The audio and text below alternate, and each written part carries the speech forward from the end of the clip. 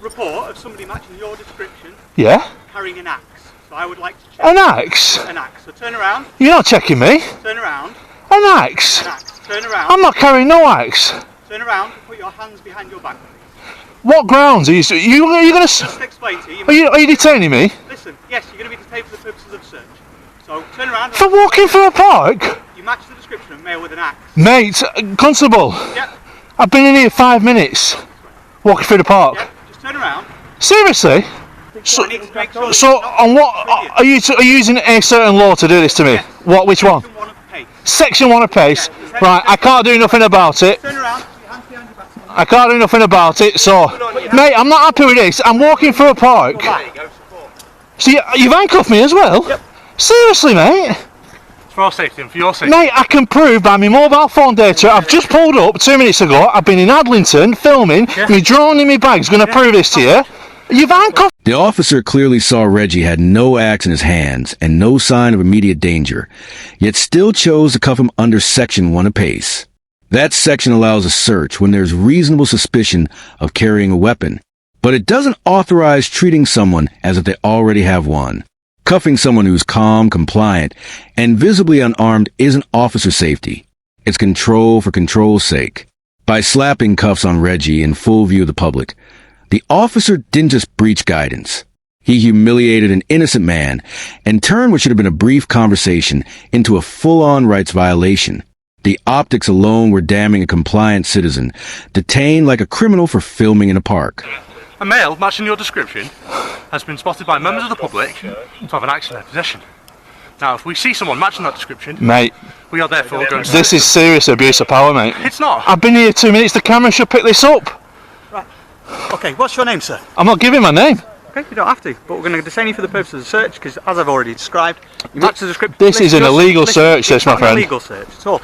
Just listen. You match the description of somebody seen at the back of the school heading into the park with an axe. Right. Okay, you're in the area. You match the description, so you're detained for the purpose of the search under Section 1 of PACE. And I'm handcuffed, which is You're an not assault. under- I don't. It's not an assault. Did I refuse? Listen. Why did you put the handcuffs on me? For my safety and yours. I told you that I would no issue to you. Listen, would you go up to somebody else who somebody had said that man's got an axe? Would you go up to them just willingly? Yeah, but my friend, I can prove that I come through them gates over there. If you've got, look, if you've got nothing on you... So you just handcuffed me. Right, listen. Oh man, I can't believe. This Just is gonna crack on take with a the lot search, longer if you don't let me mate. go through all of Yeah, this, because at the end of the day, So you're detained for the purpose of the search. Of a search. Yes, 322 Ainsley from Leyland. The officers go to line for my safety, and yours completely collapses under scrutiny.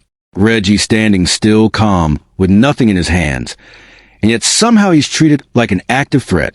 If the officer truly thought he was facing someone with an axe, coughing him at arm's length makes zero sense. What really happened here is simple. The officer realized the suspicion didn't hold up, but couldn't back down. So instead of owning the mistake, he leaned on authority to justify it. It's the kind of knee-jerk policing that turns a misunderstanding into an unnecessary show of force. And in this case, it exposed exactly who was out of control. I'm not happy with being. These handcuffs are digging into my skin. Can you just? While I put some gloves on and carry out search. If you got anything on you that you shouldn't have. Nothing whatsoever, Constable. I can't believe you walked up to me in the park. Well, get a male with an axe. We're going to, aren't we? We're going to come round. If there was anybody... And you've handcuffed me, and I've told you I've done nothing wrong. Right. Listen, mate, if there was anybody else matching the same description, we'd be searching them as well. We're not just singling you out because we want to. It's because you're matching the description. If So, someone else that looked like... I'm going to do a freedom of information request. So you're saying blue tracksuit pants and a black jacket? Black hoodie. White male, black hoodie. With a black balaclava. Your height. It's not balaclava. Or black face It's covering. a face covering. What's in here? This is my drone. Your drone. I've just come to church to start finding some drone. Right? I can't believe an axe. Yeah. Bloody hell. What's your name? Whose name?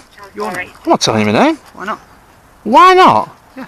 Why should I tell you my name? I've not committed any offences. I told you mine. I don't need to tell you my name. Okay. While the officer is still searching Reggie, he suddenly asks for his name. And that's where the whole thing falls apart. He's already finding nothing. Yet, instead of accepting that, he tries to shift the focus onto Reggie himself. Under Section 1 of PACE, a person being searched isn't required to give their name. The law gives officers the power to search for items, not to demand identity. It's a classic move when an officer realizes their search is going nowhere. Change the goalposts and hope the person slips up, but Reggie doesn't. He stays calm and within his rights while the officer just exposes how little he actually understands the powers he's using. I really feel violated We here. have tried to explain it. You've handcuffed me though, and I put my hands up, I'd turn around for him like he said. I wasn't happy to do so, but at the same time, being handcuffed though, that's the worst thing. What is it that you don't understand? Mate, you've handcuffed a person who's not done any crimes, and that's what I can't understand. You've handcuffed me, and I've not showed any restraint, I've not showed any violence behaviour. Well, you weren't willing to cooperate in the to start with. I weren't willing to cooperate because I've not committed any crimes. It's a bit chilly today. It is, and that's why I've got my hood up. What's that? It's a camera. Oh, it's a gimbal camera. Yeah. I've come to Chorley to do some filming and photography. What have you been filming and photographing? I've just been to Adlington, filming in Adlington. Yeah, what? Chimneys. Chimneys? Why chimneys? It's an odd thing Well, to what's... say. Mate, don't get offensive. I'm getting Aren't you offensive. saying I'm odd now? I'm not saying you're Can you odd, pull I'm that, saying can you it pull was that a- down off my face, please? Because What I down? can't do that. When Reggie explains he's been filming chimneys, the officer calls it odd. That single word says everything about his mindset. He isn't basing suspicion on evidence. He's basing it on personal judgment. Just because something doesn't fit his idea of normal, he treats it as suspicious. That's not policing. That's profiling.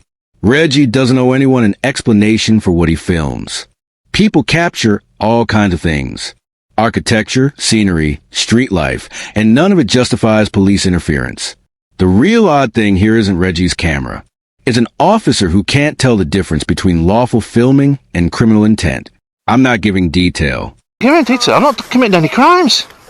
He's using section 1 of PACE. Someone matches my description for an axe. And you allowing this, Sergeant? He's also a sergeant, so yeah. Is he?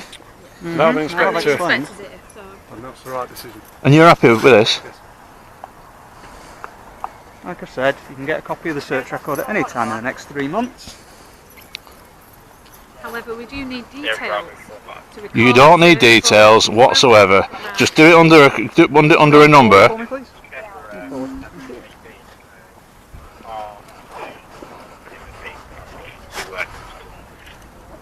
This is a violation Forward again. of my rights. Not a violation. It is, mate. You've handcuffed an innocent person walking through the park. I'll just about to do some drone flighting, and you've detained and cuffed me. For what reason? You've got license. I've already explained. Have I got a license? None of your business. Okay. What's the drone got to do with this search? The sergeant's arrival somehow manages to make a bad situation even worse. Instead of addressing the fact that her officers have just unlawfully detained and searched Reggie with no reasonable grounds, she immediately pivots to something completely irrelevant: his drone. Her first real words aren't about rights or procedure. But, do you have a license? It's a deflection, pure and simple. Rather than acknowledge the failure unfolding in front of her, she goes fishing for another reason to justify why they've treated Reggie like a suspect. Reggie shuts her down perfectly with, "What's this got to do with a search?" And that one line dismantles her entire approach. It exposes what this really is: damage control. You really are irritating me now. I'm always. Well, what's a license got to do with this? Bloody hell. Guys, I can assure you I do not carry axes. Right, it's a negative search. I knew it were going to be. That's why I wasn't reluctant to be going handcuffs for no You reason. can understand why I've asked you to stop. No understanding whatsoever. So It's you a negative got this as search. well? Yes, So they'll have captured all of the Go Wisely, which I'm sure you will post online later. it is going online, and this is Yeah. going to be a big fail for this Why is that? because I've done nothing wrong. I can prove off my mobile phone data that I've just travelled directly from Adlington. Yeah. I was behind one of the police vans, the square police vans, and even now you know the search is negative. You're still in no rush to get these handcuffs off me. Well, take them When off. are they coming off, please, sir? I am very calm. I'm told you I'm not an aggressive person. Will you give I'm me not. details? No details whatsoever. This is going straight to my solicitors. This. The moment Reggie asked, "When are these cuffs coming off?" should have been the officer's cue to end this nonsense immediately. The search had already come back negative. Game over. End the detention. But instead, the officer tries to flip the script with, They're coming off when you're calm. That's pure arrogance. Reggie wasn't aggressive or threatening. He was frustrated. Once there were no grounds left to suspect him of anything, those cuffs became unlawful. Keeping them on wasn't about safety. It was about ego, a way for the officer to cling to control after being proven wrong. It's a small moment that perfectly captures how bad policing escalates, a refusal to admit fault, and a desperate need to stay in charge even when the law says otherwise. Feel free, I've already given you my collar number. I've got all the proofs with the minutes running up to this search that I have, where I've come from. Literally, my vehicle's over there. I can prove everything on my mobile data. Mate, I was in this park 2 minutes before you challenged me. 2 minutes in this park, 5 minutes tops. Don't you worry, I'm not a violent person. You don't need to stand off like that. So look at that. Yeah. Handcuffs digged in me for what reason? Look at that. Match the description of a male with an handcuff. Look at that. That's what you get. Innocent person. We've got an inspector, 2 sergeants, and a PC. All witness this. Okay, so it's been a pleasure. And I didn't even give any threats whatsoever. There was no need for that. Goodbye. Goodbye. I'm doing what I come here to do. Fly me drone. Okay, goodbye. No goodbye whatsoever. I'm staying here. Okay. You goodbye. Leave it to it. Like you should do in the first place. So there you go. Lancashire Police finest. Cuff an innocent man in a park. Look at him. As the officer walks away with a smug goodbye, trying to sweep the whole thing under the carpet, Reggie stays put, calm, defiant, and determined to finish what he came to do. And thankfully, he didn't just let it end there. Reggie later confirmed he filed a lawsuit over the unlawful detention, though he hasn't shared any updates since.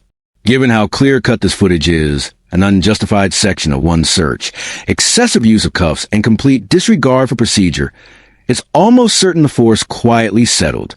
That's usually how these cases end, not with an apology, but with taxpayer money handed over to clean up the mess of bad policing. This whole episode felt like watching a bad cop drama play out in real life, except the only person with any sense was Reggie. The officers arrived already convinced they had their man with an axe. And from that point on, logic went out the window. No axe, no aggression, no threat, just a guy with a camera being treated like a criminal. It's the perfect snapshot of how panic and poor judgment can turn a routine check into a public embarrassment. The maddest part, this could have been resolved in seconds.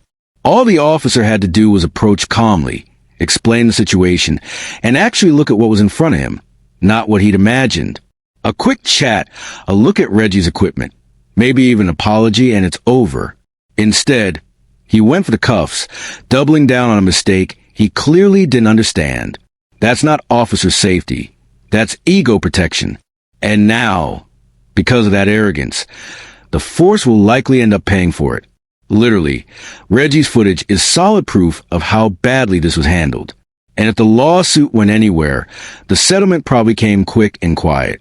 The saddest part, it didn't need to happen. If the officer had handled Reggie with half the professionalism Reggie showed him, we wouldn't even be talking about this. But instead, it's another example of how power used badly ends up costing everyone. That's it for today's video.